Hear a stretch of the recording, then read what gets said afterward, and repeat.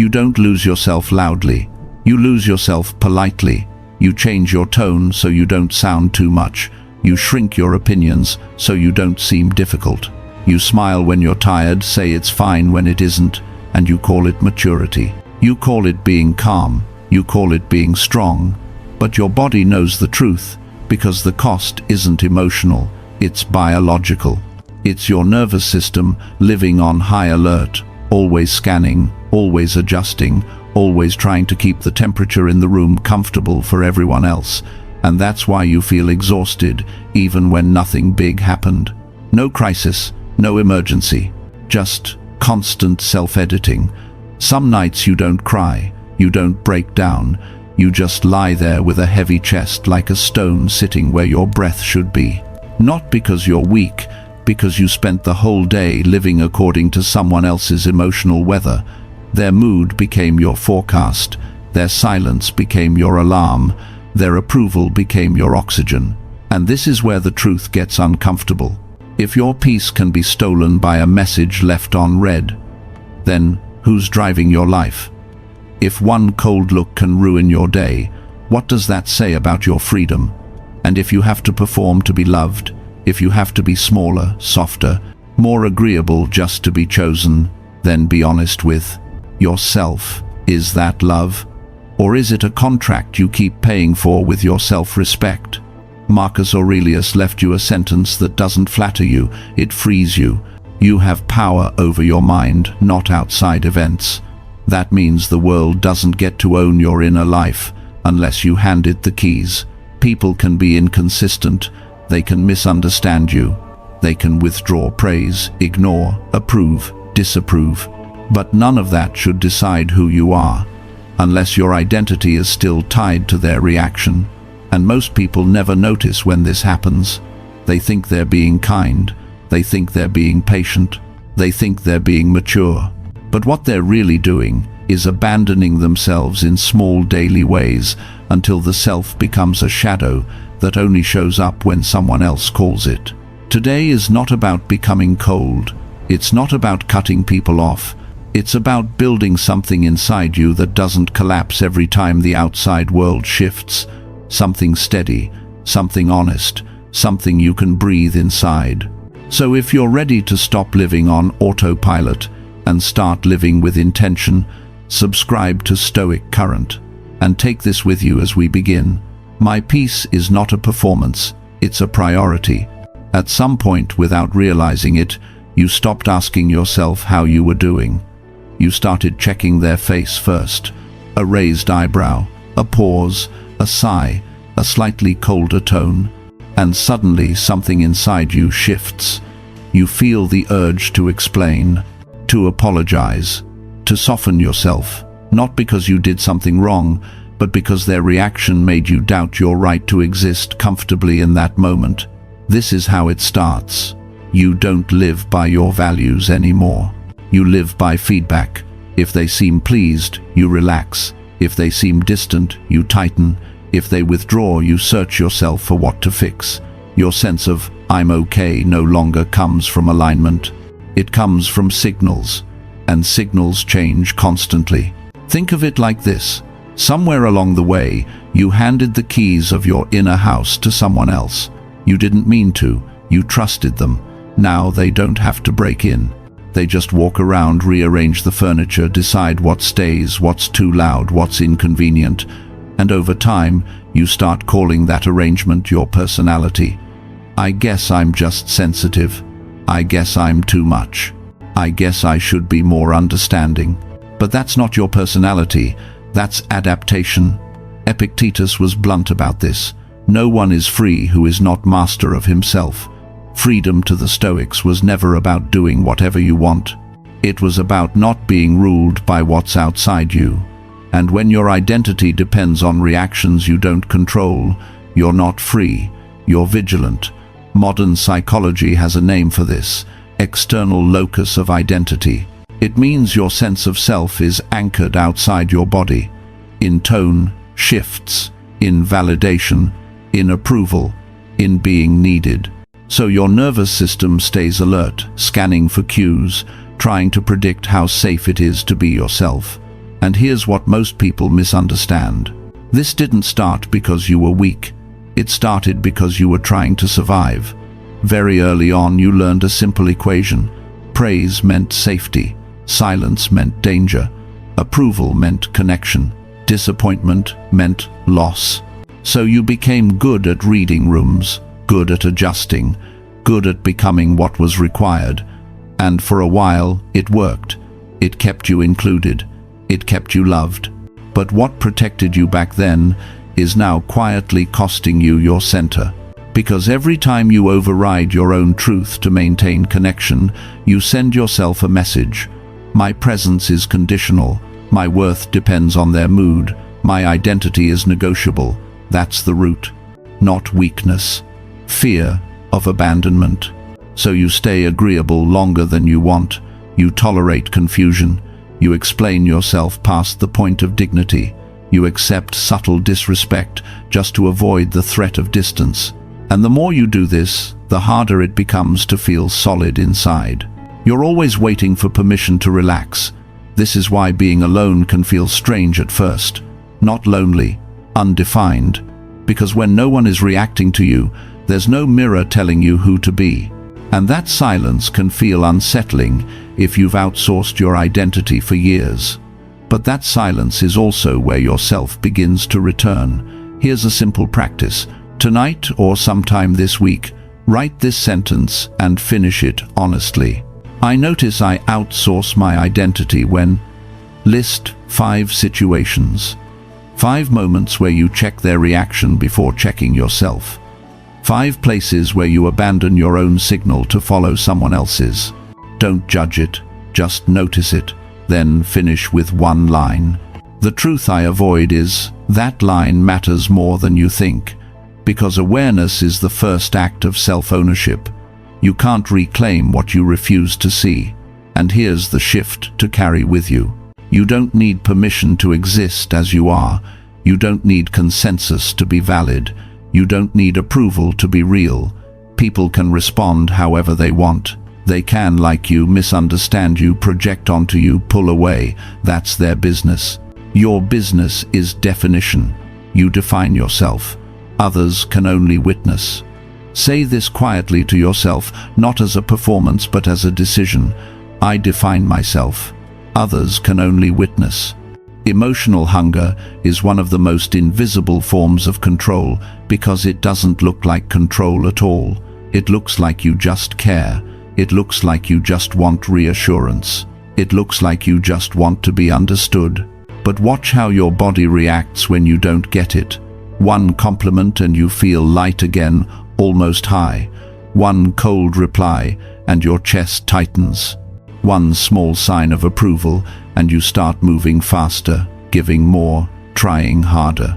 One moment of being ignored and your mind starts collapsing inward, asking the same question in 100 different disguises.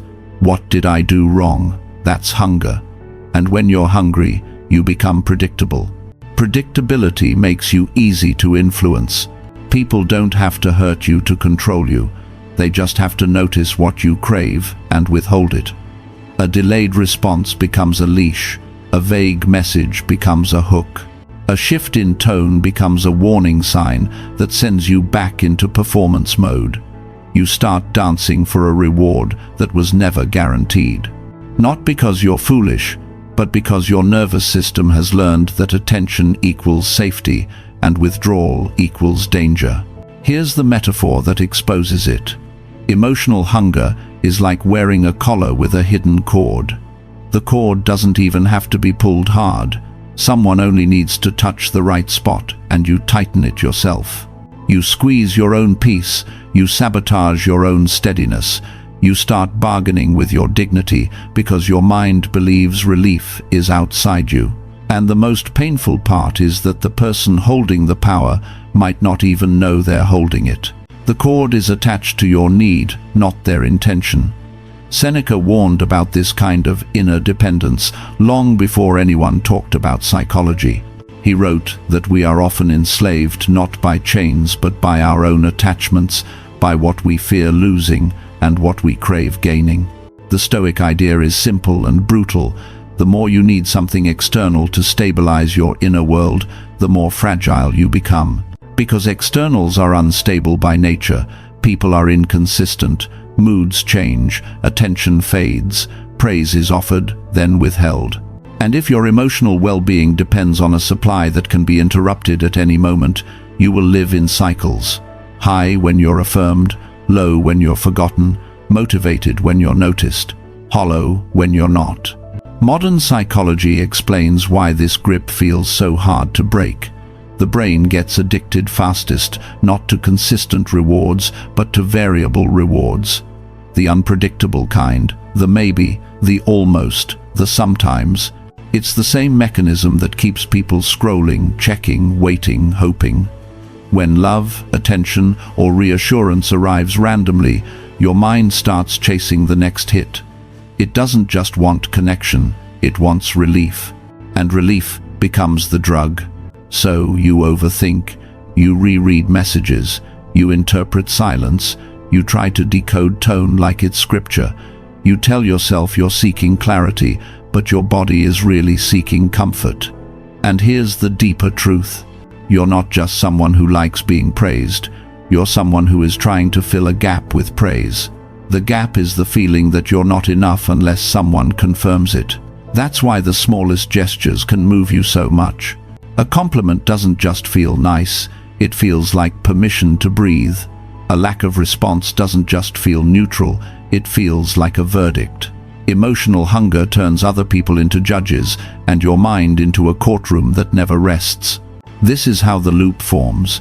Explain more, give more, try harder, get tired, feel unseen, chase again. You call it loyalty, you call it love, you call it being a good person. But underneath it is a fear-based economy where you trade your energy for the hope of feeling secure. And hope, when it's tied to someone else's behavior, is not hope, it's dependence wearing perfume. So, let's make this practical because Stoicism is not a mood. It's training. Here is the micro question that interrupts the loop in real time. The moment you feel the urge to send one more message, one more explanation, one more paragraph to fix the feeling, ask yourself, am I asking for clarity or begging for comfort? Be honest. Clarity is clean. Comfort is desperate. Clarity respects both people. Comfort tries to control the emotional weather. If the answer is comfort, you don't punish yourself. You pause, you stop the movement, you set a timer for 10 minutes. And for those 10 minutes, you breathe 10 slow breaths, counting each exhale like you're pulling yourself back into your own body, not to become numb, not to play games, but to prove something to your nervous system. I can survive this sensation without chasing, because that's the real victory. Not that you never want reassurance, but that you no longer collapse without it. Not that you never enjoy praise, but that you no longer need it to stand upright inside yourself. When you stop starving, you become unmanageable in the best way. Guilt doesn't hook you the same. Silence doesn't scare you the same. Inconsistency doesn't hypnotize you the same. You become harder to manipulate not because you became colder, but because you became fed from the inside. And this is where your power returns, not in controlling people, in no longer needing to. Say this to yourself slowly, like a vow you can live inside. I don't chase crumbs, I build my own table. Reaction is conditioning. You think you're just hot-tempered, you think you're too sensitive, you think you overthink everything. And maybe you've worn those labels for so long that they feel like your personality. But most of what you call personality is simply repetition, a program that got installed early and kept running because nobody taught you how to interrupt it.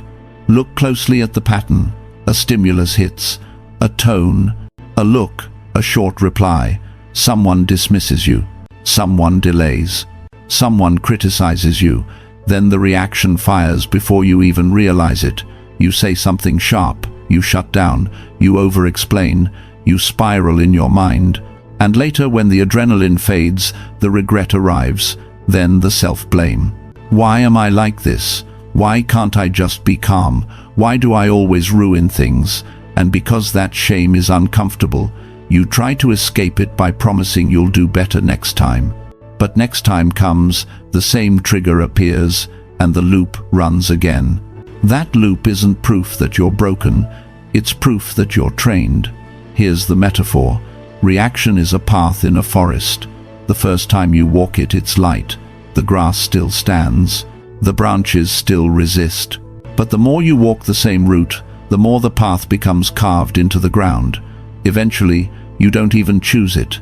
Your body chooses it. Your mind chooses it. You step onto it without thinking, because it's the easiest route your nervous system knows. That's conditioning, not character. The Stoics had a precise language for this long before neuroscience gave it modern names. They talked about impressions and assent. An impression is the first thing that appears in your mind. The sudden feeling, the interpretation, the flash of meaning. They disrespected me. I'm not important. I'm being rejected. Something is wrong. The Stoics were clear. You don't control whether impressions arrive. They show up like weather. But you do control assent. You control whether you nod and say, yes, this is true. You control whether you follow that impression into action, into words, into a story that hijacks your day. That's the difference between being triggered and being owned. Now bring in the brain. Every time you react the same way, to the same type of stimulus, you strengthen that circuit. Neurons that fire together, wire together. The mind becomes efficient at what it repeats. And over time, what began as an emotional habit starts to feel like identity. You don't say, I have a habit of overreacting. You say, I am an angry person. You don't say, my nervous system learned to scan for danger. You say, I'm just anxious. You don't say, I have a loop of rumination. You say, I'm an overthinker. But a habit is not a self, it's a groove. And here's the deeper truth most people miss. You are not being controlled by other people. You are being controlled by the unhealed part of you that reacts to other people. The button isn't in their hand. The button is in your history. The reason a small tone shift can ruin your peace isn't because they are powerful. It's because the younger version of you learned that mood equals safety, that unpredictability equals danger, that love must be earned by reading the room and adjusting your soul. So when that old part gets activated, it doesn't ask for permission. It takes over, and you call it personality. But the moment you see this clearly, the game changes, because you don't need to become stronger. You need to become more awake, more conscious, more precise. So, here's a short practice. 3 steps. Not a motivational speech, a tool. Step 1, label it.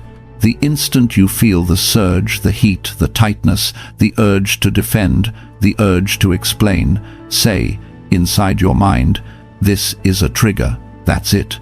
Don't add a story, don't justify it, don't argue with it.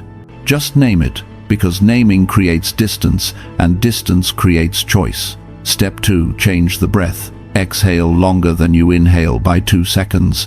Inhale for 4, exhale for 6. Do that 3 times. You're not doing breath work to be spiritual. You're doing it to shift your nervous system from reaction mode into regulation. A longer exhale tells your body, we are not in immediate danger. And when the body stops panicking, the mind stops inventing emergencies. Step 3. Choose one small action. Not a grand transformation, one small, clean move that breaks the loop. It can be silence. It can be walking to another room. It can be writing one sentence in your notes. What did I just assume? It can be delaying your reply. It can be putting your phone down and letting the moment breathe.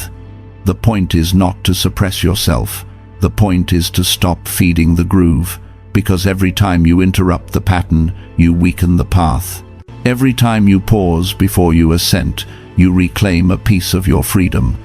And this is how identity changes for real, not through affirmations you repeat while still reacting the same way, but through a new choice repeated until it becomes your new default. So remember this. You don't need to become harder. You don't need to stop feeling. You need to stop obeying every feeling like it's a command. The impression can arrive. Let it arrive. But don't sign it. Don't approve it. Don't hand it the keys. Say this like a quiet promise you keep with yourself. I break loops. I choose responses. Awareness cuts the strings. The day you start watching yourself, you realize something uncomfortable. You were never as free as you thought.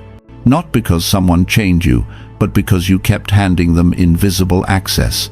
A text message could tilt your mood. A delayed reply could make you question your worth. A certain tone could shrink your voice. A look across a room could change how you sit, how you speak, how you breathe, and you called it being human. You called it being empathetic. But if a stranger's mood can rewrite the weather inside your mind, that's not empathy, that's exposure. Most people don't notice this because they live from the surface. They think freedom is doing what you want. But real freedom is being able to want something, feel something, and still remain the author of your response. And the moment you begin to observe, the illusion breaks. You see the strings, not dramatically, quietly. In the small moments where you shift without thinking, you soften your opinion before anyone even disagrees. You explain your choices before anyone even asks. You laugh a little too fast to make sure the room stays comfortable. You reread a message to decode the meaning behind a period. You scan faces like a radar, trying to locate safety. And when you finally notice yourself doing it, you don't feel proud, you feel exposed. Because awareness shows you what autopilot has been doing for years. But awareness is also the beginning of liberation. Think of self-awareness like a thin blade, not a weapon that cuts once and ends the war. A precise blade that cuts threads one by one, because these strings were not tied in a single day. They were tied through repetition, through childhood lessons, through experiences where approval meant safety and disapproval meant danger. So you don't cut them with one big decision, you cut them with 100 small moments of seeing clearly. Marcus Aurelius said, "If you are distressed by anything external, the pain is not due to the thing itself, but to your estimate of it." That line is not philosophy for a book, it's a mirror for your daily life. Because the sting is rarely the event. The sting is the story you attach to it. Someone ignores you, and the nervous system flares. But what hurts isn't the silence, it's the meaning you assign to silence. The old translation, your mind has been trained to make. They didn't reply, so I'm not important. They looked away, so I must be boring. They sounded cold, so I did something wrong. They didn't invite me, so I don't belong. And the mind doesn't just suggest these stories, it presents them as facts. It makes them feel urgent. It demands a reaction so you can feel safe again. Awareness doesn't deny the feeling, it relocates it, it places it where it belongs, not in the other person's hands, but inside your interpretation.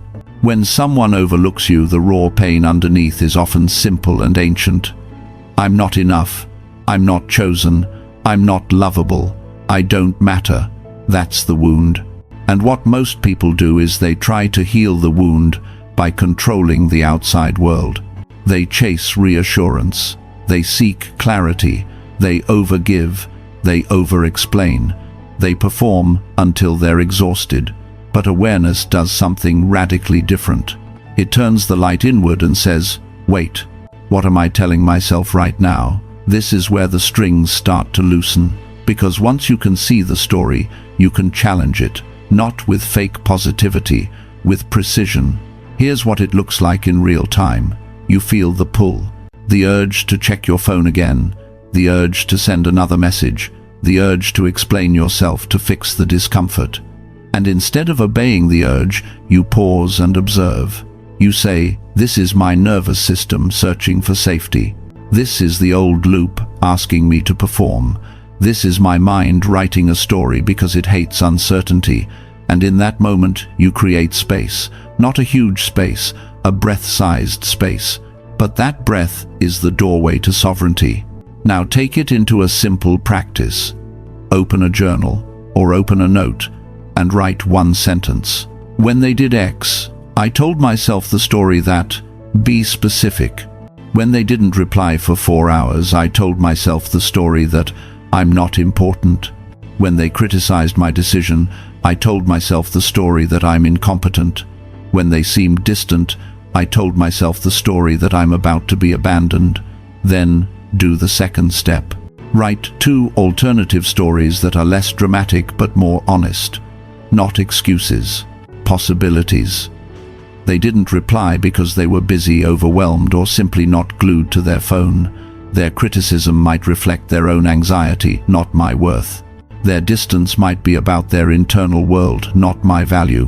Or even this, they might not be capable of the consistency I need, and that's information, not a verdict on me. This practice matters because it trains your mind to stop treating one interpretation as destiny.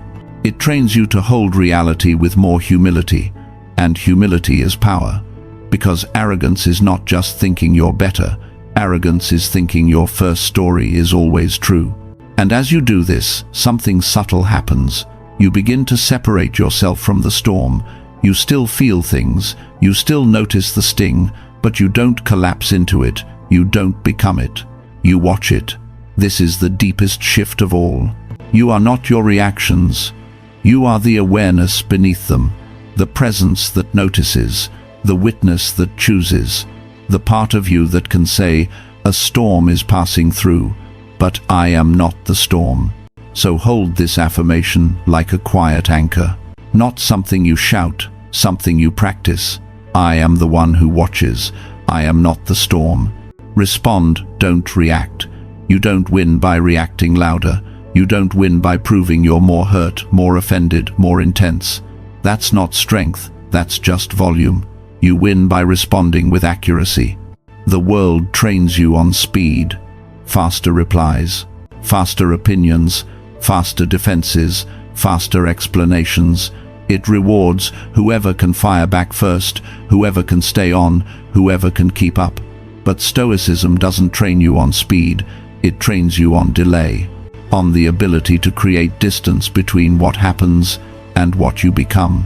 Because the real battle isn't the moment someone provokes you. The real battle is the half-second after. The moment your body wants to surge.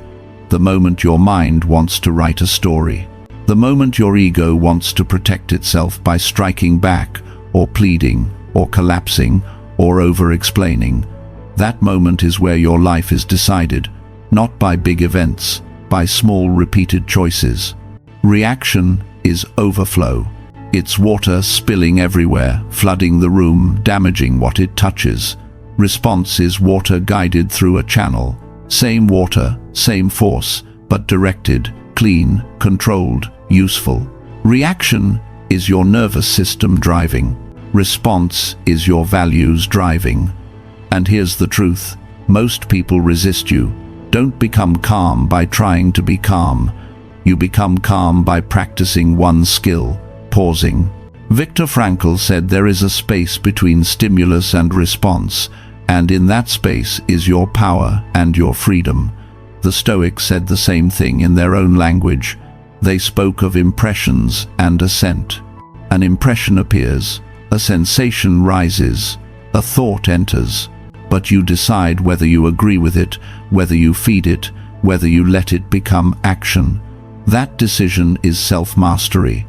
That decision is what separates an adult from a child in an adult body. Modern psychology has a name for this too: response inhibition.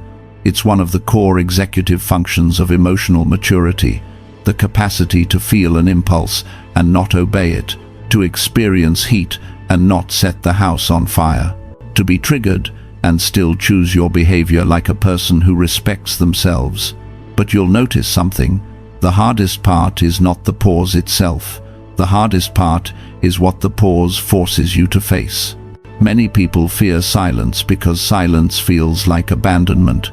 Silence feels like losing control. Silence feels like you're not doing enough to be chosen. That's why you rush. That's why you reply too fast. That's why you over-explain. That's why you send the second message, the third message, the just checking in, the did I do something wrong, not because you truly need information, because your nervous system is begging for relief. So when you pause, you don't just pause from speaking, you pause from soothing the old fear. And this is why the pause gives you dignity. Not because it's a trick, because it is a declaration. It says, I can hold discomfort without performing. I can sit in uncertainty without begging. I can feel the urge to fix the mood and still stay with myself. Think about the last time you reacted too fast. Maybe it was anger, a sharp message, a defensive tone, a sarcastic line. Or maybe it wasn't anger. Maybe it was chasing. Apologizing when you weren't wrong, explaining a simple boundary like it's a crime, trying to be understood by someone committed to misunderstanding you. The content changes, but the pattern is the same. The impulse rises, and you obey it like it's the only way to survive. Stoicism teaches you something colder and kinder. You don't need to survive every emotion with an action. You can survive it with presence. Here's what it looks like when you start responding instead of reacting. Someone takes a tone with you. You notice the heat, but you don't mirror it. Someone delays a reply. You notice the anxiety, but you don't chase it. Someone throws a subtle insult. You feel the sting, but you don't throw your piece on the floor just to prove you felt it. This doesn't mean you become passive. It means you become precise. Your response becomes chosen, not leaked. Sometimes the best response is a boundary. Sometimes it's a question. Sometimes it's a calm statement. Sometimes it's walking away. But what makes it powerful is not the content, it's the timing. It comes from a place that is not desperate. And to make this real, you need a practice that is measurable, not inspirational. So here's a 7-day behavior experiment. For the next 7 days, choose one trigger that repeats in your life. Maybe it's slow replies. Maybe it's a certain person's sarcasm. Maybe it's being interrupted. Maybe it's a passive-aggressive comment. Choose one. Then set one simple rule. I respond after 30 minutes, not to punish them, not to play games, to train your nervous system, to prove to your body that urgency is not authority. When the trigger happens, you will feel it. Your mind will rush to the worst interpretation. Your body will push you toward action. That's normal. Your job is not to eliminate the feeling.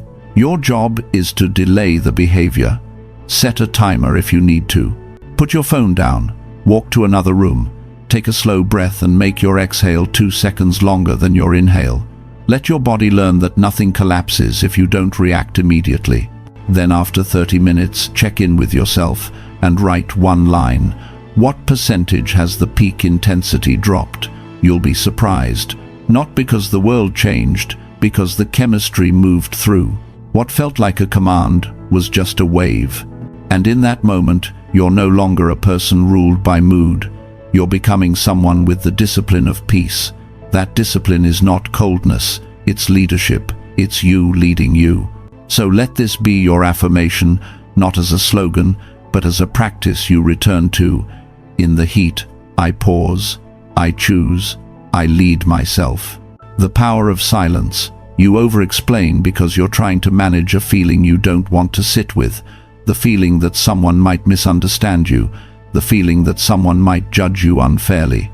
The feeling that, if you don't say it perfectly, you'll lose control of how you are perceived. So you keep talking. You add context. You clarify. You soften. You repeat. You send the second paragraph. Then, the third. And the more you explain, the more you drift away from your center. At first, it looks like maturity, like communication, like being the bigger person.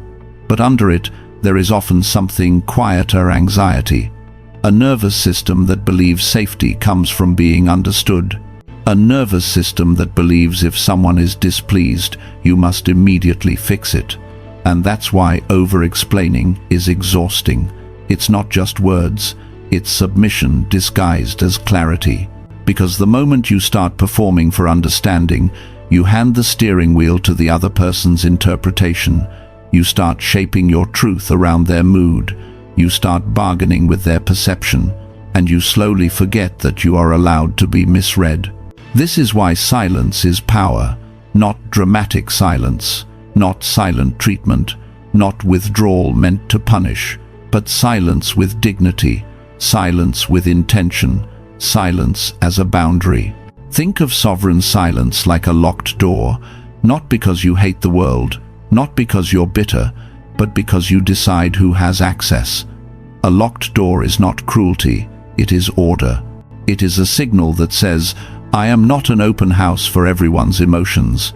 People can knock, people can speak, people can react, but they don't automatically enter your inner space.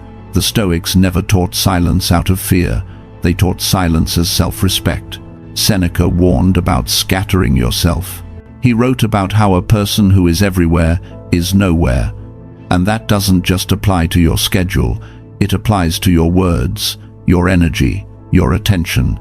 If you spill yourself into every conversation, every conflict, every misunderstanding, you become diluted. You become drained. You become easy to pull. There is a kind of person who talks constantly, not because they are dishonest, but because they are terrified. They speak to relieve tension. They speak to control the outcome. They speak to avoid the ache of uncertainty. And the world learns something dangerous about them. If you pressure them, they will give you more than you deserve.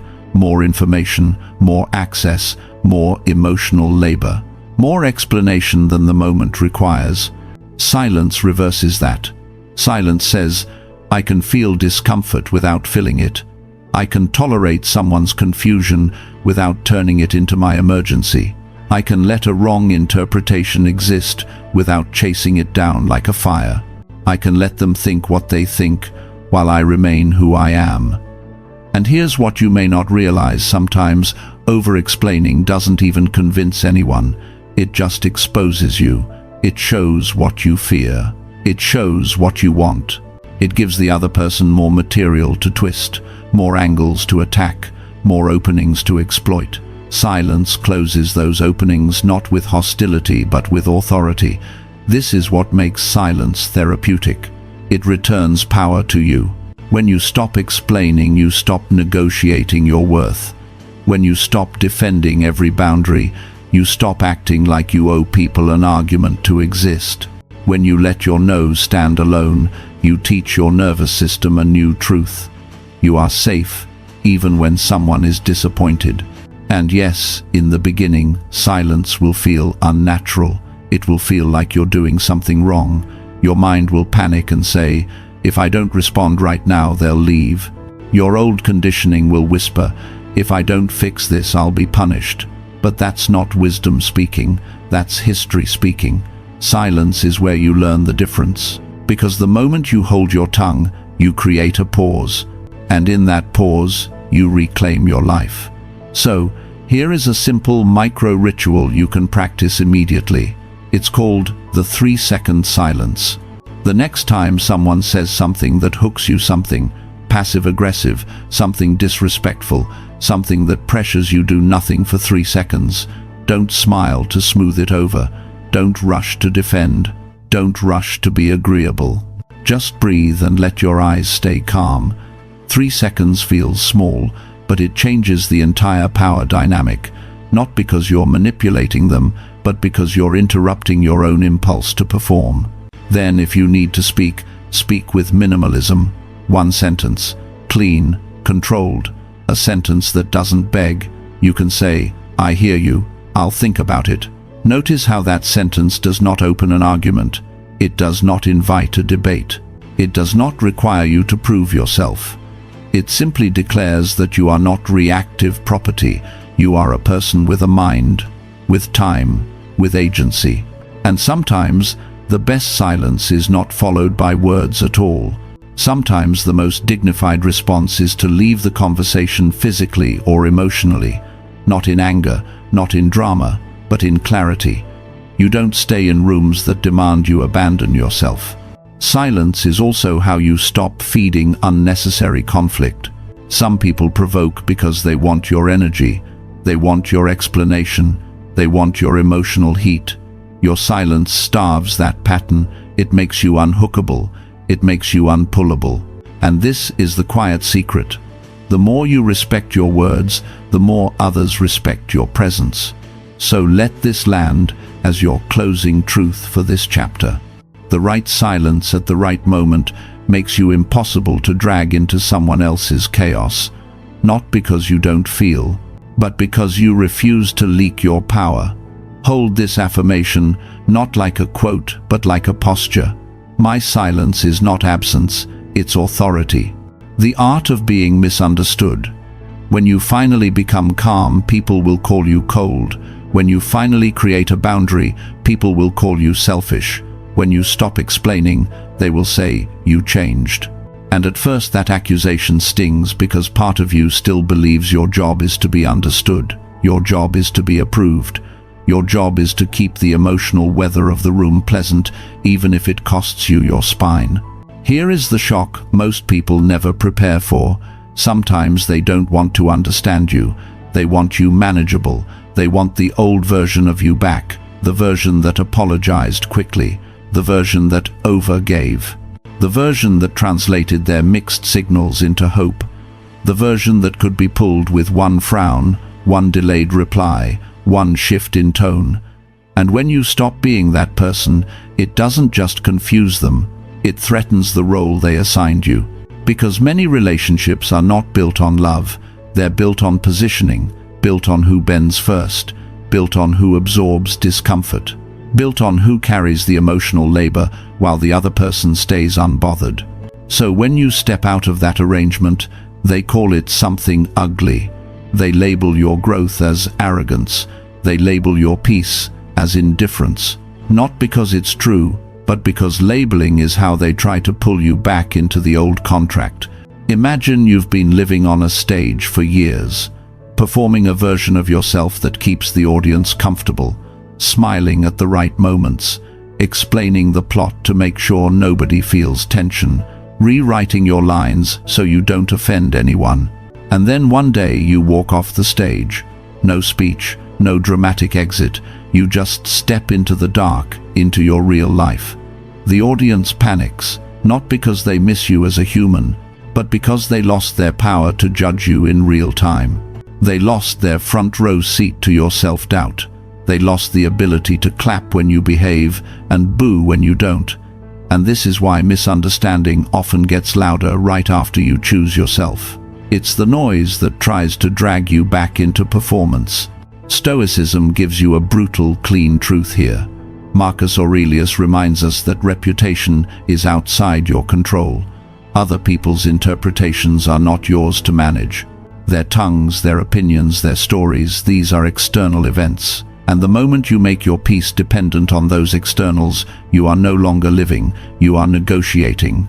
So ask yourself this: how many times have you abandoned your own truth just to keep someone else's story about you comfortable?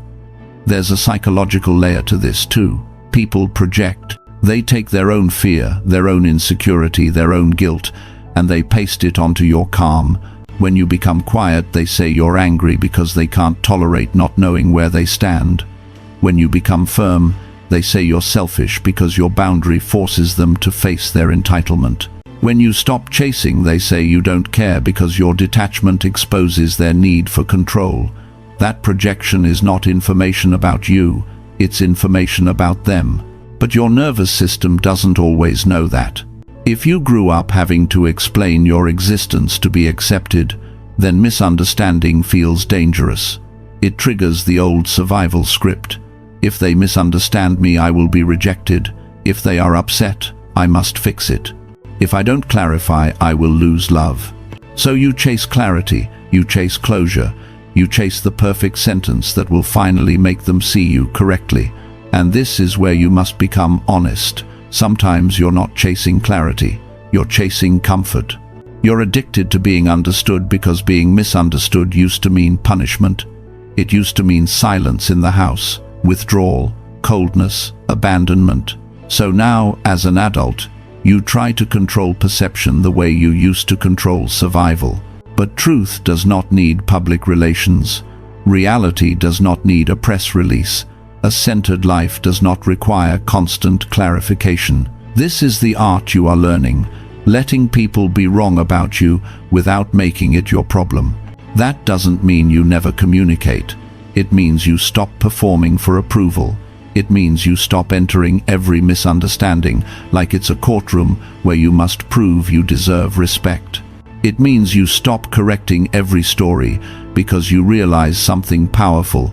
Not everyone has access to your context, and not everyone deserves it. And the paradox is this: the more you try to control what people think, the more fragile you become. The more you let people think what they think, the more solid you become. Because now your identity has a home. It lives inside your values, not inside their reactions. Here is a simple journal practice that will train this, especially on days when you feel tempted to explain yourself into exhaustion. Draw 2 columns. In the first column, write what they think. Write the story they're telling: cold, selfish, distant, changed, ungrateful, whatever it is. In the second column, write what I know is true, and tell the truth without defending it. I'm protecting my peace. I'm no longer available for disrespect. I'm learning to pause. I'm choosing integrity over approval. I'm not performing anymore. Now comes the real part. Each day, choose one small action that matches what you know is true. Not a speech, not a confrontation, a behavior. Because your nervous system learns through evidence, not affirmations. Maybe it's not replying immediately. Maybe it's saying no without an essay. Maybe it's leaving a conversation the moment it turns manipulative. Maybe it's letting someone be disappointed without rushing to rescue them. And as you do this, something strange happens. Misunderstanding stops feeling like a threat. It starts feeling like freedom. Because being misunderstood doesn't kill you. It liberates you from image management. It frees you from living as a hostage to other people's comfort. It gives you the space to become real. So let this chapter end with a quiet decision, not aggressive, not loud, just clear. Here is your affirmation: I don't correct every story. I live the truth. True detachment. Detachment is not the absence of love. It's the presence of self. It's loving someone, a job, a dream, a season of life, without dissolving your identity inside it. It's being able to care without collapsing, to feel without drowning, to experience emotion without handing emotion the keys to the entire day. Most people misunderstand detachment because they confuse attachment with intimacy. They assume if you're not clinging, you must not care. If you're not chasing, you must be cold. If you're not panicking, you must be indifferent. But the truth is almost the opposite. Detachment is not a hard heart, it's a clear mind.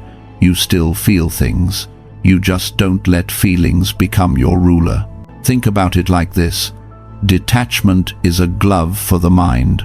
You can touch the world, work relationships, conflict, disappointment, uncertainty, without getting burned by every contact. You're not numb, you're protected. You're not running from life. You're meeting life with a boundary between what happens and what you become. Because the real danger was never the event.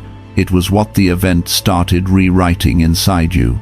A late reply becomes a story of rejection. A different tone becomes a story of betrayal. A small mistake becomes a story of, I'm not enough. And suddenly, you're not reacting to reality anymore. You're reacting to your interpretation of reality. You're reacting to fear dressed up as certainty. Epictetus built Stoicism on a simple line that still cuts through modern chaos. Focus on what is within your control, not what they feel, not what they choose, not what the future decides, not what yesterday took from you. Your control is smaller than your anxiety wants it to be, and that's the good news, because the smaller the circle, the stronger your grip becomes. Detachment is emotional precision. It's the discipline of placing emotion in its correct category with the correct dosage. You don't deny pain. You don't romanticize pain either. You don't turn one moment into an identity. You don't turn one loss into a life sentence. You don't turn one misunderstanding into a reason to abandon yourself. Precision is what makes detachment humane. And if we're honest, most attachment is not love. It's fear negotiating. It's fear trying to control outcomes. It's fear trying to guarantee permanence. It's fear trying to secure reassurance so you don't have to sit with uncertainty. You didn't cling because you were weak. You clung because at some point clinging felt like survival. Maybe you learned that distance means abandonment. Maybe you learned that silence means danger. Maybe you learned that if you don't keep people close, you'll be forgotten. And when you carry that belief into adulthood, you mistake intensity for devotion. You mistake anxiety for connection. You mistake overthinking for loyalty. And then you wonder why you're exhausted. Detachment is the courage to stay with yourself when your old patterns beg you to run toward someone else. It's the courage to let a message be unanswered without making it a verdict. It's the courage to let someone be disappointed without rushing to repair it. It's the courage to let life be uncertain without turning your mind into a courtroom that never adjourns. Here's a quiet test. When you feel emotionally flooded, when your chest tightens, when your thoughts speed up, when you feel that urge to fix, chase, explain, or spiral, ask this micro question. Is this about what happened or what I fear it means? Because what happened is usually small, manageable, and solvable. But what you fear it means is huge. It's ancient, it's loaded, it's your old wound speaking in the present tense. What happened might be they didn't call back. They were short with you.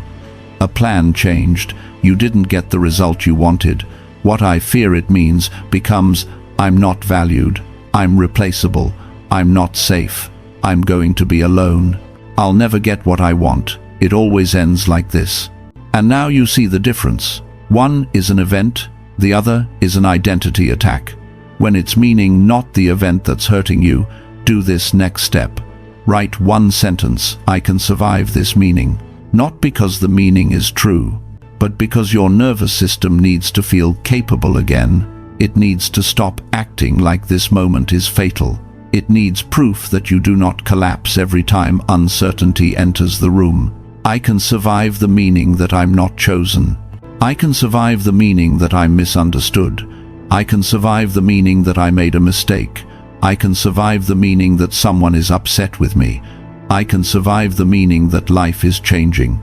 This is detachment. You separate the event from the catastrophic story. You hold the situation in your hands without letting it swallow your spine.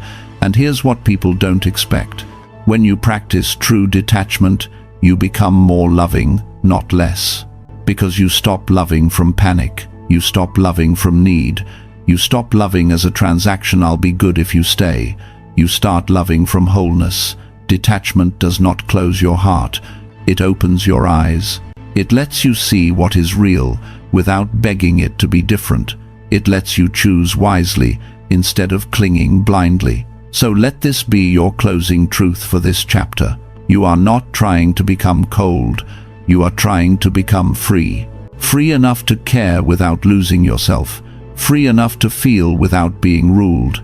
Free enough to love without making love your identity. And here is your affirmation, said slowly, like a vow you keep, even when your emotions rise. I feel deeply. I choose wisely. Energy as currency. Every time you say yes unconsciously, you pay for it, not with money, with energy. And the brutal truth is, this money can be earned again. Energy cannot be refunded in the same way. You can rebuild income. You can recover opportunities. But the hours you spent tense, performing, explaining, worrying, and managing other people's emotions, those hours are gone. And they didn't just cost time, they cost your nervous system. This is why so many people feel busy, even when they didn't do much. Because exhaustion doesn't only come from labor, it comes from leakage. It comes from saying yes when you meant no. It comes from carrying conversations in your head long after they ended. It comes from replying out of fear instead of choice. It comes from being available to everyone while being absent from yourself. So, let's name it clearly. Your energy is currency. And if your energy is currency, then your peace is a crown. A crown is not decorative. It's not a cute symbol you wear when life is easy. A crown marks authority. It signals that something is protected, not because you're arrogant, because you are responsible. A crown doesn't beg the crowd to approve it. It doesn't let strangers adjust it.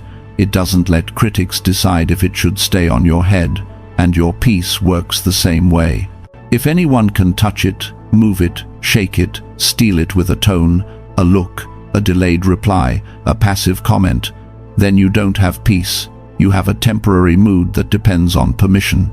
The Stoics understood this as the discipline of attention.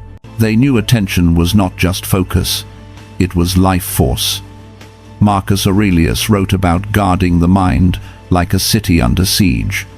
Not because the world is evil, but because the world is noisy. And anything that enters your mind repeatedly begins to shape your character. Modern psychology calls it an attentional budget.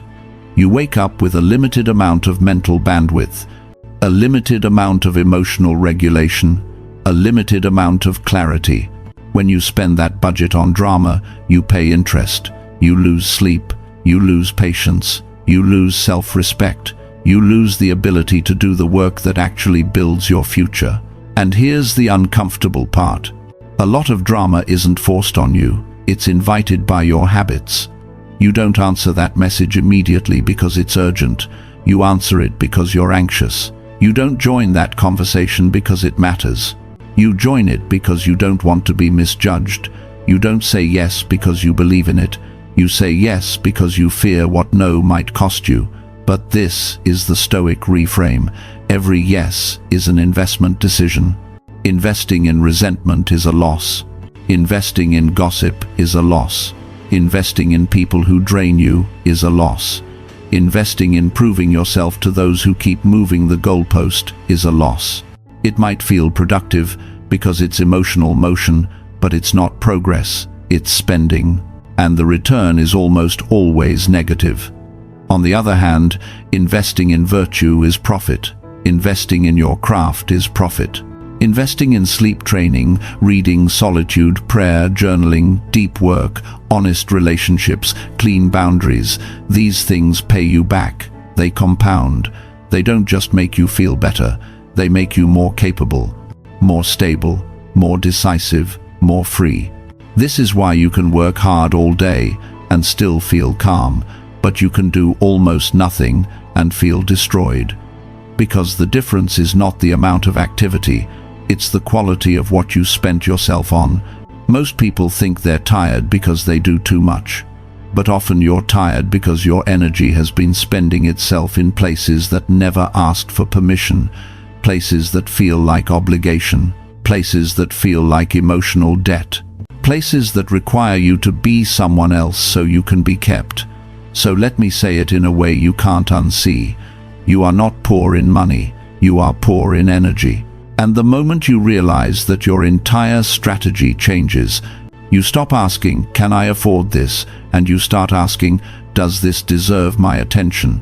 Because attention is the gate, attention is the invitation, attention is the currency exchange. Now here's a practical behavior experiment. It's simple, but it's surgical. For the next 24 hours, do an energy audit. You don't need perfection, you need honesty. Write down 5 things that drain your energy the most. Not what drains you in theory, what drains you in reality. Specific: a certain person, a certain app, a certain habit of checking and rechecking, a certain type of conversation, a certain environment, a certain self-talk loop. Then write down 2 things that recharge you. Again, not what you wish recharged you. What actually does. Maybe it's walking without headphones, maybe it's training, maybe it's working in silence, maybe it's cleaning your space, maybe it's reading a few pages of something wise, maybe it's sitting in the morning with no input. And then, do one courageous thing this week. Cut one draining thing by 10%, not by 100. 10. If it's scrolling, reduce it by 10%. If it's answering instantly, delay it by 10%. If it's a conversation that drains you, shorten it by 10%.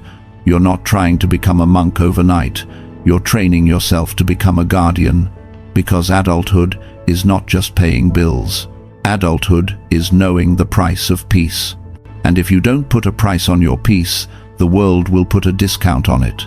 So, let this chapter close with a calm, disciplined truth. Your energy is not an open donation box. It is a currency you spend with intention. Protect it not because you're selfish, but because you're building a life that requires stability. And here is your affirmation, simple, direct, and non-negotiable. My energy is currency. I spend it with intention, caring without boundaries. You might be the person everyone calls when their life collapses. You listen, you understand, you forgive quickly, you show up even when you're tired. You are the one who keeps the peace, smooths the tension, and absorbs the emotional noise so the room can stay calm. And then the day ends, and you lie in bed with a strange emptiness in your chest, like you spent your whole self, but you don't know where it went. This is the quiet tragedy of caring without boundaries.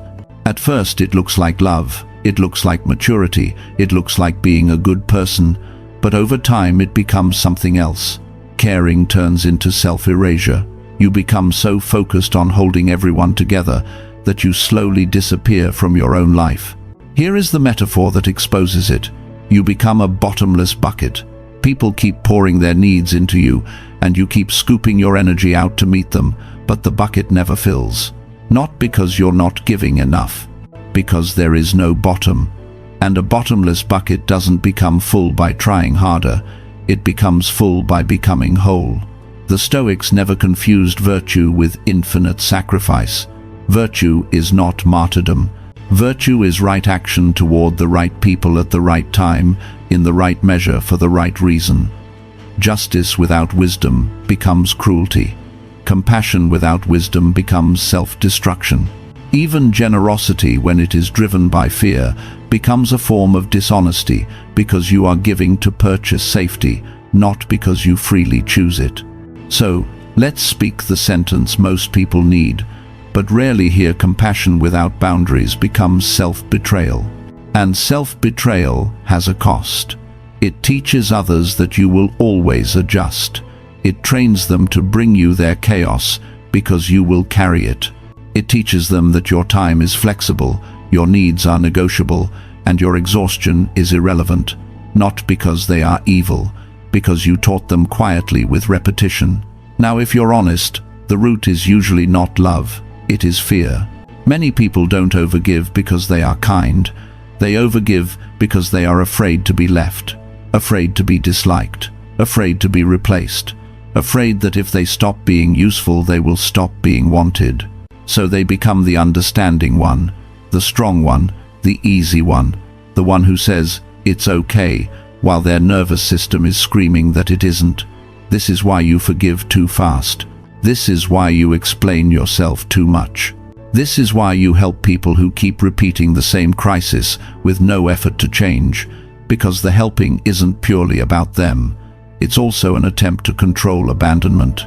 But here is the Stoic correction. You are not responsible for saving people from the consequences of their own choices. You are responsible for your own character. And sometimes the most compassionate thing you can do is stop enabling what is destroying them. Because enabling is not kindness, it's avoidance. It avoids the discomfort of watching someone struggle. It avoids the guilt of saying no. It avoids the fear that they will be upset. And if your care depends on you being afraid of someone's reaction, then it is not care. It is management. Notice the pattern. You give, then you resent. You help, then you feel used. You stay available, then you feel unseen. And the cycle repeats because your boundaries are missing and your nervous system has been trained to confuse guilt with goodness. So let's build a new rule, not a complicated philosophy, a simple micro rule you can actually live. Here it is: I help when I have overflow, not when I'm depleted. Overflow means you have already taken care of what is essential: your sleep, your work, your inner stability, your basic needs. Overflow means you are giving from strength, not from panic. Because when you give from depletion, What you call generosity is often just self-abandonment wearing a polite mask. Now add 2 questions, 2 gates that protect your energy without killing your softness. First question, did they ask? Not indirectly, not with hints, not with emotional pressure. Did they actually ask with respect? Second question, are they trying? Are they taking responsibility? Are they making real effort? Or are they handing you their life and calling it support? Because if they didn't ask, you might be rescuing to feel needed. And if they're not trying, you might be participating in their pattern. You call it helping, but what you're really doing is postponing the lesson life is trying to teach them. The Stoics would say, do not be ruled by impressions, do not be ruled by guilt. Guilt is not a moral compass. Guilt is often a sign that you're breaking an old role. And yes, people will react when you stop abandoning yourself. Some will call you cold, some will say you changed, some will accuse you of not caring. But what they often mean is this: you stopped being easy to drain. Here's the deeper truth. Boundaries are not walls, they are doors. A door doesn't hate the outside world. It simply decides what comes in and what stays out. A door is not cruelty, it is discernment. You can be soft without being used. You can be compassionate without being consumed. You can care deeply and still protect the core of your life. Because the goal is not to become numb, the goal is to become clean. Clean in your motives, clean in your yes, clean in your no, clean in your energy. And let's close this chapter with the kind of sentence that rewires a life. When repeated enough times, you can love people without losing yourself. Your affirmation is simple, but it has teeth. I care wisely. I don't abandon myself. Don't seek peace where it's stolen. There is a quiet contradiction that keeps people exhausted for years. You go looking for peace in the exact place your peace keeps getting taken. You return to conversations that make you shrink. You stay in relationships where you feel like you have to monitor every word. You keep offering softness to environments that respond with tension, criticism, or emotional unpredictability. And then you wonder why your nervous system never rests. It's not because you're weak. It's because you've been taught to treat discomfort as normal. You tell yourself, if I just explain better, they'll understand. You tell yourself, if I try harder, it will feel safer. You tell yourself, it's not that bad. But your body tells the truth before your mind is brave enough to admit it. Your chest gets heavy, your stomach tightens, your jaw clenches, your breath becomes shallow. You feel alert for no reason, like you're waiting for something to go wrong. That is not intuition being dramatic. That is your nervous system recognizing a pattern and shifting into survival mode. Here's the metaphor that makes this simple. You're trying to grow flowers in salt soil, and then you blame yourself when they don't bloom. You water more. You adjust the sunlight. You keep checking the leaves. But the soil is still salt. And salt doesn't reward effort. It punishes it. Some environments don't need more of your patience. They need less of your access. Stoicism is painfully clear about this. Do not negotiate with what destroys your virtue, not just your mood, your virtue, your character, your self-respect, your clarity. Because the longer you stay in places that constantly compromise who you are, the more you start to confuse compromise with being mature. Marcus Aurelius wrote about protecting the mind like a fortress, not to isolate from life, but to stop letting your inner life get occupied by every passing noise. And some noise isn't random, it's consistent, it's predictable, it has a name and a pattern. It's the same dynamic that keeps you anxious, apologizing and overthinking, while the other person calls that normal. Modern psychology would call this conditioning. Your nervous system learns that certain people equal danger, even if the danger is subtle. Not physical danger, emotional danger, the danger of being shamed, the danger of being dismissed, the danger of having to perform, the danger of never knowing which version of them you'll get. And when your body lives in that uncertainty, it spends energy constantly scanning for threat. That is why you feel tired after doing nothing. And now we arrive at the part that's hard to swallow. You don't stay because it's good. You often stay because it's familiar. Familiarity born from pain is one of the sweetest traps on earth. It feels like home not because it is safe, but because you learned how to survive there. You learned the rules. You learned what mood to avoid. You learned how to soften yourself, how to anticipate, how to keep the peace. And when something is familiar, the brain mistakes it for security, even when it's slowly poisoning your inner life. So you call it loyalty, you call it patience, you call it seeing the good in people. But beneath those words, there may be a quieter truth. You are afraid of the unknown that comes after you leave. You are afraid of the silence. You are afraid of the guilt. You are afraid that choosing peace will make you the villain in someone else's story. Stoicism would tell you something brutal and liberating.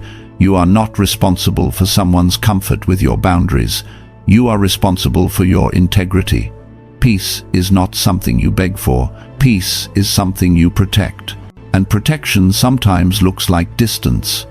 This is why you need clarity that isn't emotional but measurable. So here is a practice that removes the fog. It's simple enough to do tonight and honest enough to change your life. Write this sentence at the top of a page. After I meet or talk to them, I feel. Then list the name of a person or the situation and finish the sentence with what's true, not what you wish was true, not what you think you should feel, what you actually feel. Then give it a score from -10 to +10. -10 means you feel drained, small, anxious, or ashamed. +10 means you feel expanded, calm, respected, alive. Do this for a few people. Do this for a few spaces. And then notice the pattern you've been avoiding. If someone is consistently a -7 or lower, you don't need a dramatic goodbye. You don't need a fight. You don't need a speech. You need a decision. For the next 2 weeks, reduce frequency. Reduce access. Reduce exposure. Not as punishment, as protection. Because exposure is the hidden source of exhaustion. And the Stoic path is not to become harder, it's to become cleaner. Cleaner in what you allow, cleaner in what you repeat, cleaner in what you feed your mind and nervous system every day. Some people will call this selfish, but there is a difference between selfishness and self-preservation. Selfishness takes at the expense of others. Self-preservation stops bleeding. And if your peace keeps getting stolen, it means you keep leaving the door open for thieves. So, close the door, not with hatred, with dignity, not with drama, with discipline. And let this chapter end with a sentence you can return to when guilt tries to pull you back into the same old salt soil. Your affirmation is not soft, it's sober, it's a boundary in one line. I don't negotiate with what drains my soul. Stop making excuses for confusion. Confusion has a way of disguising itself as hope. You notice the mixed signals, the delays, the inconsistency, the half-promises. You feel the imbalance in your chest. And then, instead of calling it what it is, you start writing a more comfortable story. They're busy, they're stressed, they're not good at communicating, it's bad timing. They had a hard childhood. They don't mean it like that. You become a translator for someone else's unclear behavior, and you call that love, loyalty, patience, maturity. But the truth is quieter than all your explanations. You don't lack intelligence. You lack the courage to look straight at what your intelligence already knows. Confusion is not a mysterious message you need to decode. Confusion is smoke. And what do people do when they're standing in smoke? They cough, they panic, they can't see, and they keep hoping the air will clear on its own. But the smarter move is simpler. You step out. You don't debate the smoke. You don't negotiate with it. You don't build a home inside it. You leave the room, because clarity does not arrive where ambiguity is rewarded. This is the Stoic line in the sand. Clarity is a virtue, not because it feels good, but because it is honest. The Stoics didn't worship comfort, they worshipped reality. They believed your freedom begins the moment you stop lying to yourself. And one of the most common lies people tell is this: if I wait long enough, if I give enough, if I stay soft enough, the confusion will become clarity. It usually doesn't. Here is a simple truth that sounds almost too harsh, but it's liberating when you finally accept it. People who truly want to show up find a way, not a perfect way, not a dramatic way, a consistent way. They don't leave you in emotional fog and call that normal. They don't keep you guessing and call that love. They don't offer crumbs and expect gratitude. Confusion is often information. It is the answer you don't want to accept, and your mind knows this. That's why you feel restless. That's why you replay conversations. That's why you check your phone too often. That's why you keep rewriting your message, trying to find the sentence that will finally make them clear. But the clarity you're begging for is not hidden in your wording. It's hidden in your willingness to stop participating in the fog. So why do you keep excusing it? Because you have already invested so much. Not just time, not just energy. You invested your imagination. You invested your patience. You invested your private forgiveness. You invested your ability to understand. You invested your pride in being the one who stays calm, the one who doesn't give up, the one who sees potential when others would leave. And now the idea of walking away feels like losing something you paid for. This is emotional sunk cost. It's the same trap people fall into with money, except the currency is your heart. The mind whispers, if I leave it means I wasted all of that. So you stay to avoid feeling the grief of waste. You stay to avoid admitting you misread the signs. You stay because leaving forces you to accept a painful truth. Sometimes your effort doesn't change the outcome. But Stoicism teaches you this. A mistake becomes tragedy only when you refuse to correct it. You don't need to punish yourself for staying too long. You need to stop extending the lease on a place that keeps charging you peace as rent. And here's what makes this chapter practical, not just philosophical. You don't need a long debate with yourself. You need one clean question that cuts through the fog like a blade. Ask this: if my best friend were living this exact situation, what would I tell them, not what would I want to tell them? What would I actually say if I loved them and didn't want them to suffer? You would probably not say, wait another month. You would not say, try harder to be understood. You would not say, maybe they'll change if you keep shrinking. You would likely say something simple and honest. Something like, if it's unclear, it's a no. Or, someone who values you won't keep you guessing. Or, stop negotiating for basic respect. Now write your answer in exactly one line. One line forces honesty. One line prevents you from building a fantasy. One line stops you from writing a novel to protect someone else's inconsistency. And then comes the part that turns philosophy into power. Do what that line says, because clarity without action is just another form of self-betrayal. This is where many people fail. They get the insight, they feel the relief, and then they return to the same smoke, hoping it will be different this time. But the Stoic path is not about insight. It is about discipline. It is about choosing what preserves your character, even when your emotions want familiarity. Remember, clarity doesn't make you lonely. It makes you free. It returns your attention. It returns your energy. It returns your dignity. It removes the mental noise that keeps you anxious and performing. And when you stop romanticizing confusion, you stop confusing struggle with love. So let this chapter end with your new standard, not a dramatic vow. A simple rule you can live by. I don't romanticize confusion. I choose clarity. Walking away as power. Walking away is not revenge. It's not a dramatic statement. It's not a punishment you deliver to someone else. Walking away is the moment you end your participation in your own suffering. Because there is a kind of pain that life gives you, and then there is the pain you keep renewing by staying, by hoping, by explaining, by negotiating with what keeps draining you. And most people don't realize this until they're exhausted. The biggest source of their suffering isn't the other person. It's their continued investment in what has already proven itself unworthy. You don't need a big scene. You don't need a final speech. You don't need the perfect closing conversation that ties everything up like a movie. Most of the time, that's just your nervous system still searching for control. What you actually need is a straight spine, a clean decision, the kind of decision that doesn't ask for permission. Walking away is like closing a door gently but locking it firmly. No slamming, no shouting, no performance, just finality. And that's why it feels so powerful. It doesn't beg to be understood. It doesn't ask for validation. It doesn't recruit witnesses. It simply ends access. And here's the Stoic reframe that changes everything.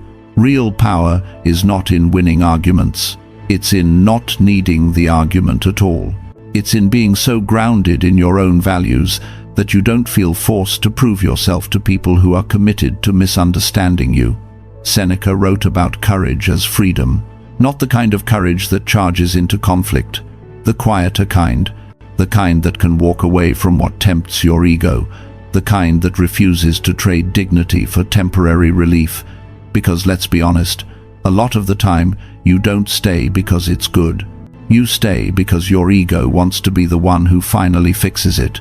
You stay because you want to be chosen. You stay because leaving would mean accepting a painful truth you gave your best to something that didn't meet you there, and that truth hurts. So, your mind tries a different strategy. Maybe if I explain it one more time, maybe if I say it the right way, maybe if I just stay a little longer. But Stoicism teaches you that your peace is not built by better explanations. It's built by better boundaries. This is where the fear shows up. The fear isn't just losing them. The fear is what leaving might mean about you. You worry it means you're not lovable. You worry it means you failed. You worry it means you weren't enough. And that fear is old. It usually has nothing to do with this one situation. It comes from earlier chapters of your life where being accepted felt like survival and being rejected felt like danger. So when you consider walking away, your body reacts like you're about to step off a cliff. But you're not stepping off a cliff. You're stepping out of a loop. And the truth is, you don't walk away because you think you're better than anyone. You walk away because you're finally respecting yourself. You're finally treating your own inner life as sacred space. You're finally realizing that your mind cannot be a public park where anyone can walk in, leave, trash, and disappear. Your mind is a home, and you are allowed to decide who gets a key. There's another detail most people don't want to admit. Sometimes you stay because you're addicted to the emotional intensity, the highs of being seen, the lows of being ignored, the rush of fixing tension, the relief of temporary closeness. It creates a chemical pattern in your body, a cycle that feels like love but behaves like instability. Walking away breaks the pattern, and breaking patterns feels uncomfortable at first, even when the pattern was harming you. That's why walking away requires discipline, not drama. And here's your practical experiment, the thing you can actually do. Create a graceful exit script, one sentence, clean, respectful, final. This isn't healthy for me. I'm stepping back. That's it. Say it once, not 10 times, not with extra paragraphs, not with a list of reasons. Because the moment you over-explain, you reopen the door. You invite negotiation. You hand your power back over to their reaction. You turn your boundary into a debate. And you're not debating your well-being anymore. You don't need them to agree. You don't need them to understand. You don't even need them to admit what they did. You only need to act in alignment with your own values. That is the Stoic way. Virtue first, integrity first, the inner standard first. Walking away doesn't mean you hate them. It doesn't mean you want them to suffer. It means you have stopped volunteering for what costs you your peace. It means you're no longer available for confusion, disrespect, or emotional theft. And if they respond with guilt, anger, or accusations, if they call you cold, selfish, dramatic, remember this. people often criticize the boundary that ends their access. Let them feel what they feel. Your job is not to manage their emotions. Your job is to manage your life. So the closing truth of this chapter is simple. You are not abandoning anyone. You are returning to yourself. Say this and feel the weight of it settle into your spine. I leave with dignity. I return to myself. The illusion of fairness. After you walk away, something strange can happen. The chaos gets quieter. The messages slow down. The room feels bigger. Your chest finally has space to breathe. And yet, your mind finds a new way to stay attached. Not through contact. Through waiting. Waiting for an apology. Waiting for them to finally understand. Waiting for the universe to reward you with a clean ending. Waiting for a moment where they admit what they did, feel remorse, and recognize your value. And that waiting becomes the last string, because you can leave the situation physically and still stay emotionally parked outside it, staring at the door, hoping it opens in the way you want.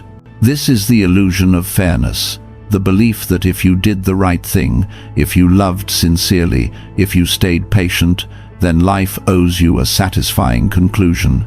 But Stoicism never promised that. The Stoics were brutally honest about this. Life doesn't guarantee fairness. It doesn't distribute consequences on your schedule. It doesn't hand you neat closure just because you were the one who tried. What life gives you is not a guarantee of justice.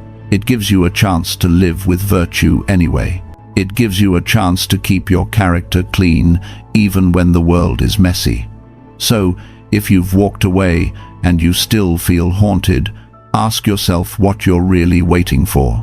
Most people think they're waiting for an apology, but they're actually waiting for permission to move on, and that's why this chapter matters, because the person who hurt you does not get to hold the final stamp on your healing. Imagine standing outside a post office every day, checking the same mailbox, waiting for a letter that will never be sent, not because it can't be sent, but because the sender has already moved on. And you keep standing there anyway, because you're hoping that if the letter arrives, your pain will finally make sense. But it doesn't work like that. Even if the apology came, it might not land the way you think. It might be too late. It might feel shallow. It might be mixed with excuses. It might reopen the wound, because your nervous system isn't asking for words. It's asking for safety. It's asking for finality. And that's something you can give yourself. Here's what the mind does after loss or betrayal. It ruminates. It replays. It tries to solve. It tries to figure it out. Psychology calls it rumination, but you can think of it as the brain chasing an ending. The brain hates unfinished stories. It wants the final scene. It wants the explanation that makes the pain feel logical. But the ending you're looking for is not in their mouth. It's in your choice. The most painful part of unfairness is not that they were wrong. It's that you want the universe to confirm that you were right. You want a cosmic referee to blow the whistle, point at them and say, yes, you were mistreated. Yes, you deserved better. Yes, they were the problem, and maybe they were. But here is the Stoic pivot. You don't need the world to validate your reality for it to be real. You don't need their confession to make your boundaries legitimate. You don't need their regret to make your departure wise. Maturity is self-confirmation. It's the ability to say, what happened to me mattered, without needing the person who caused it to agree. It's the ability to say, I acted with integrity without needing applause. It's the ability to say, I'm closing this chapter even if the other person is still pretending the book never existed. Because waiting for fairness can become a subtle addiction. It feels like justice, but it behaves like attachment. It keeps you tethered to the very thing you tried to leave. It keeps your emotional attention invested. It keeps your body tense. It keeps your mind circling the same street. And the Stoics would say, your attention is your life. If you keep paying attention to what you cannot control, you keep donating your life to it. So let's make this practical. Take out a journal. Write 3 sentences. What I wish they would say is, don't filter it, don't edit it, let it be honest, let it be raw, because this is not about them anymore. This is about naming the hook, then write the second line. What I choose to tell myself instead is, and make it adult. Make it grounded, make it true, even if it's not comforting at first. Something like, I deserved clarity, I deserved respect, I did not get it, and I am still going to protect myself now. Then write the third line. What I am done waiting for is, because the moment you name what you're done waiting for, you cut the last string. Closure is not a gift someone gives you when they finally become mature. Closure is a decision you make when you finally stop negotiating with the past. And yes, it feels unfair, but freedom is not built on fairness. Freedom is built on choosing yourself, even when the world doesn't clap for it. So, let this be the end of this chapter inside you, not because the universe got it right, but because you decided your life is too valuable to remain on hold. Say this slowly like a vow. I don't wait for fairness. I choose freedom. Integrity over approval. There's a quiet shift that happens when you stop begging for peace and start protecting it. You don't become louder. You don't become colder. You become aligned. And alignment looks like this. You start living by integrity, not by applause. Integrity is doing the right thing, even when it costs you comfort, even when it makes you unpopular, even when nobody claps, even when the people around you don't understand what you're building. Because you're not trying to win people, you're trying to win yourself back. Most people live like their life is an audition. They say what gets approved. They choose what looks good. They chase what will be praised. They shrink what will be criticized. And slowly, without realizing it, they hand their steering wheel to the crowd. You did that too. Maybe not on purpose, but you felt it. You adjusted your tone to be easier. You softened your truth to be acceptable. You over-explained so nobody would misunderstand you. You performed your goodness so you wouldn't be abandoned. And now you're learning something rare. Being understood is not the same as being free. Because when you live for approval, your sense of self is always outside you. It's in their faces, their reactions, their silence, their praise, their disappointment. And that means your identity becomes weather-changing every time the wind changes. Integrity is different. Integrity is a compass. Approval is the wind. The wind can shift every hour. The wind can be kind today and harsh tomorrow. The wind can praise you in public and judge you in private. If you let the wind decide your direction, you will spend your whole life spinning. But the compass doesn't spin. The compass points. That is what it means to become the reference point of your own life. Marcus Aurelius kept returning to this idea: live according to reason and virtue, not according to the audience, not according to praise, not according to blame. He didn't say, never care what anyone thinks. He said something more disciplined: don't let outside opinions override your inner law. Because other people can have their thoughts. They can misunderstand you, they can label you, they can even leave you. But what they cannot do unless you give them permission is define what you respect about yourself. This is the moment power changes hands. Before, you feared being criticized, you feared being disliked, you feared being seen as too much or not enough, you feared rejection like it was a verdict. Now something flips. You start fearing something else more. You start fearing self-betrayal. You start fearing the moment you say yes when your body said no. The moment you laugh when you feel hurt. The moment you apologize for existing. The moment you hide your values to keep a seat at a table that drains you. And that fear is not weakness. That fear is your integrity waking up. It's the fear of becoming a stranger to yourself again. This is why integrity feels quieter than approval. Approval is loud. It comes with dopamine. It comes with instant relief. It comes with, they like me again. Integrity doesn't always feel good in the moment. Sometimes it feels like loneliness.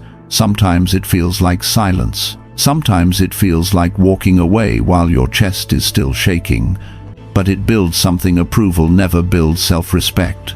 And self-respect is the foundation of being unbothered.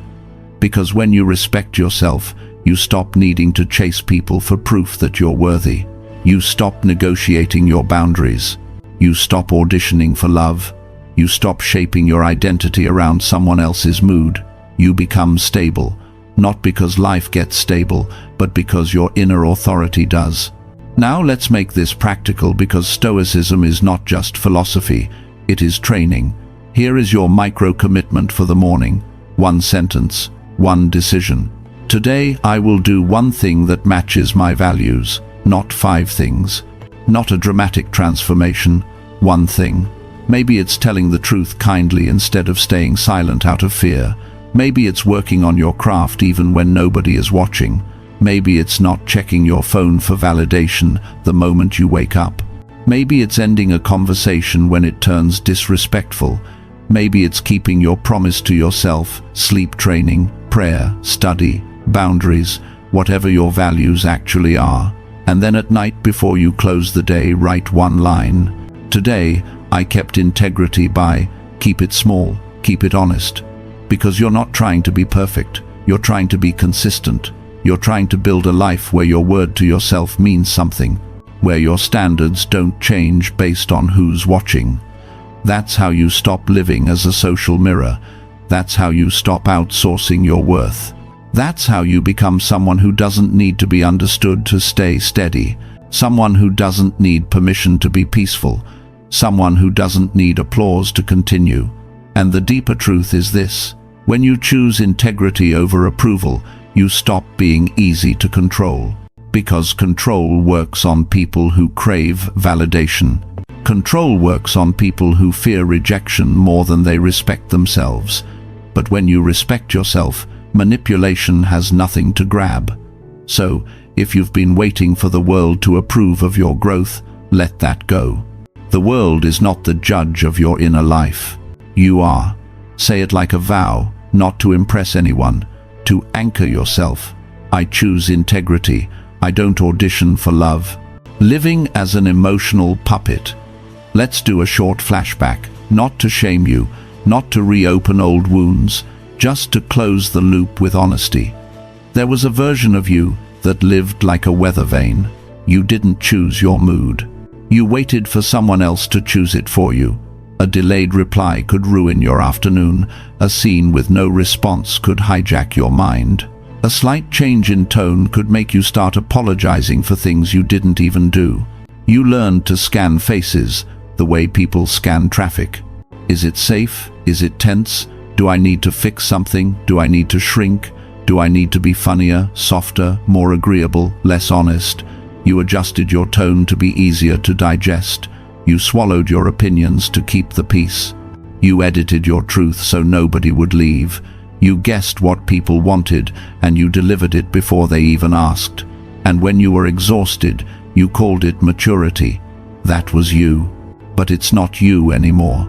And if you're still in the middle of this transformation, let me say it carefully, you are not broken. You were trained, you were conditioned, you were shaped by consequences. Somewhere along the line you learned that being yourself came with a cost. Maybe criticism, maybe rejection, maybe abandonment, maybe silence. And your nervous system adapted the way it always does. It chose survival. So no, the old you wasn't weak. The old you was intelligent in the only way it knew how. It learned patterns. It learned how to keep danger low. It learned how to keep love close. It learned how to stay accepted. But here's the truth. Survival strategies become prison bars when you keep using them in seasons where you're no longer in danger. That's what living like an emotional puppet really is. And the puppet isn't evil. The puppet isn't stupid. The puppet is simply still attached. A puppet moves when the strings move. Not because it wants to, but because it's connected to hands that aren't its own. Those hands can be someone's moods, someone's approval, someone's disappointment, someone's silence, someone's unpredictable affection, or even your own old fear. the fear that whispers, if they're unhappy, you're not safe. And once you see it, you realize something painful and freeing. You weren't living by values, you were living by signals. You weren't guided by virtue, you were guided by nervous system alarms. This is where Stoicism becomes more than calm quotes. This is where it becomes a skill. Because freedom is not a gift you receive, it is a discipline you train. The Stoics never promised you a world that will treat you fairly. They promised you something better, an inner sovereignty that no one can take unless you hand it over. Epictetus was blunt about it. No one is free who is not master of himself, not master of other people, master of himself. And look at what you've already learned, step by step, like a training sequence. You learned to see the string, you noticed the pattern, you recognized the trigger. You saw the mechanism behind your reactions instead of calling it just my personality. You trained the pause, you built the difference between reaction and response. You practiced silence with dignity. You stopped correcting every story. You stopped negotiating with what drains your soul. You stopped romanticizing confusion. You learned to walk away without making it a war. You released the illusion of fairness, and you chose integrity over approval. That is not random self-help. That is liberation by design.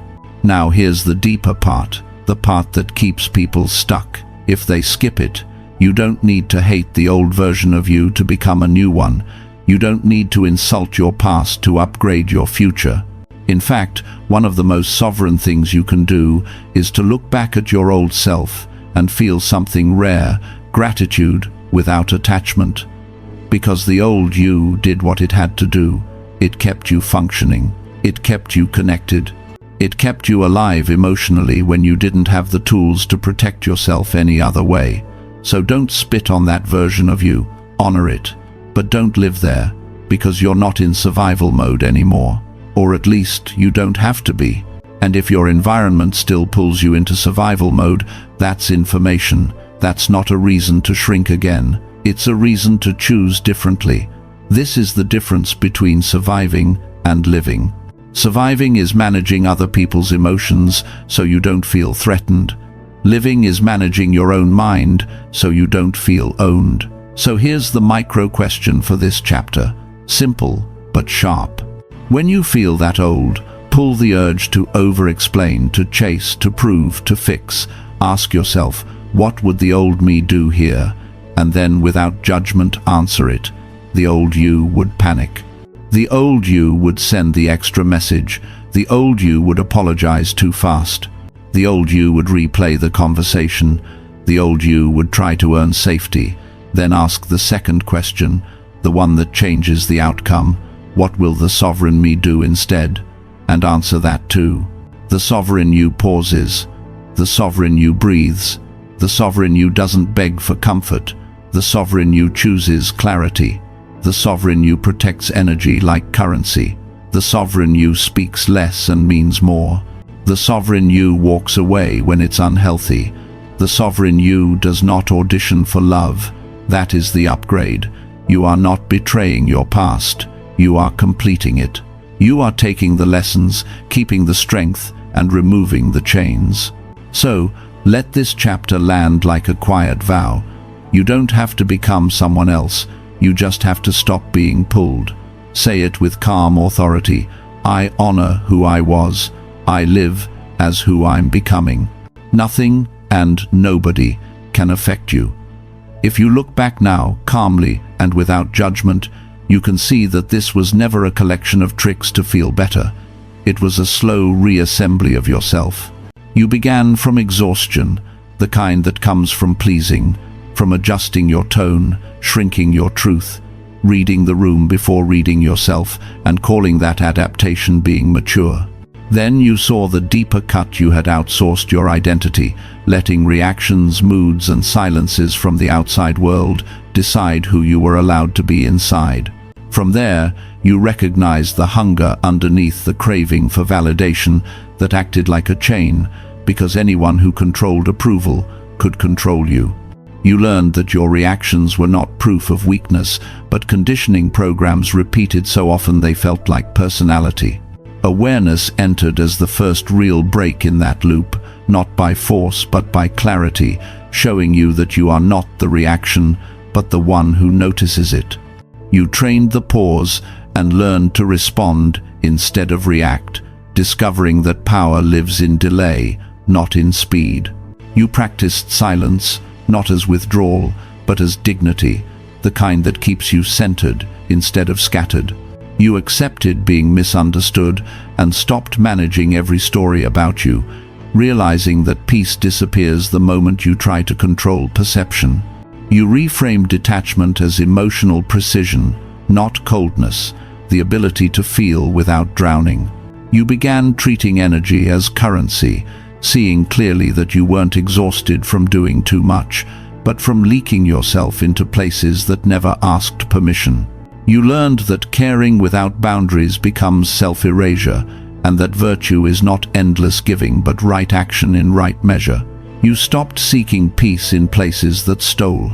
It stopped planting yourself in environments that kept you in survival mode. You ended the habit of making excuses for confusion, choosing clarity over hope that prolongs pain. You learned to walk away with dignity, not to punish but to protect. You released the illusion of fairness, the need for apologies or cosmic validation. You chose integrity over approval, becoming your own reference point. And finally, you closed the loop by honoring the old version of yourself without letting it lead, moving from being pulled like a puppet to standing as presence. That is the transformation, not dramatic, not loud, but irreversible. The Stoics were precise about this truth. You do not own the past, and you do not own other people's reactions. You never did. What you own and what you have always owned is how you show up now in this moment, with what discipline, what values, and what intention. Marcus Aurelius reminded himself daily that distress does not come from events, but from judgments about events, and that simple idea carries a quiet power. When you stop arguing with reality and stop trying to manage every outcome, your nervous system begins to settle. You no longer live as if every interaction is a test you must pass. You stop rehearsing conversations that haven't happened. You stop needing closure from people who cannot give it.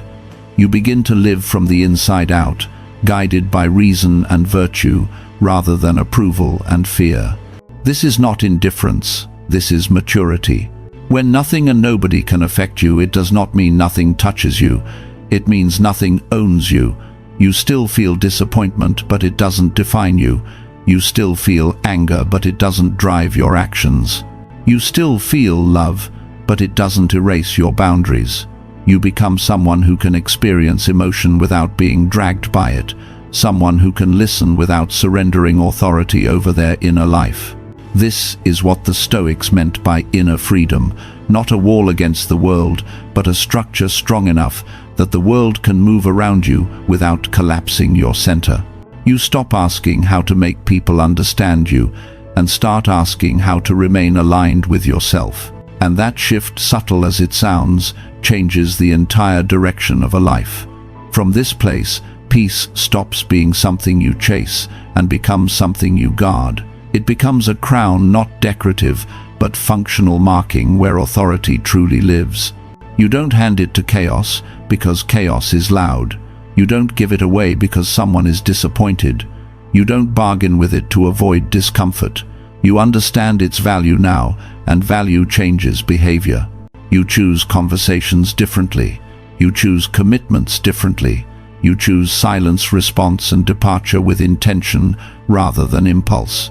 And over time, people notice something they can't quite name. You are harder to provoke, harder to manipulate, harder to pull off center. Not because you're detached from life, but because you are rooted in yourself. Let this be the sentence you carry forward, not as motivation, but as orientation. Hold it quietly like a vow you don't need to announce. My peace is my crown. I will not hand it to chaos. If you want to seal it, write it down. If you want to anchor it, type it in the comments, not for validation but for commitment. My peace is my crown. And if this journey helped you see yourself more clearly, if it gave you language for something you've been feeling but couldn't articulate, then stay with us. Like the video, subscribe to Stoic Current, and choose the next video on your screen with intention, not habit. We'll continue building this inner freedom together, one disciplined moment at a time.